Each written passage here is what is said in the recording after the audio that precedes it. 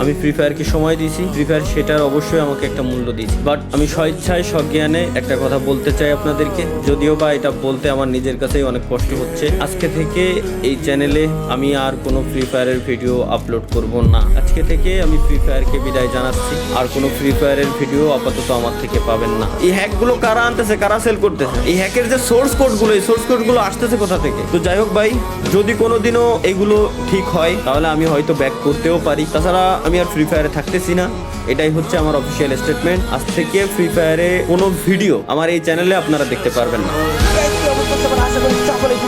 তো বন্ধুরা, আজকে দেখা হচ্ছে দুনিয়ার সব থেকে সিক্রেট প্লেস। তো সিক্রেট প্লেসের জন্য অবশ্যই ফ্যাক্টরির উপরে গিয়ে গোলালের উপরে উঠলাম এন্ড ওই পারে আসলাম। এটাই হচ্ছে দুনিয়ার সব থেকে সিক্রেট প্লেস। এখানে কেউ আবার আল্লাহ আস্তাগফিরুল্লাহ লা ইলাহা ইল্লাল্লাহ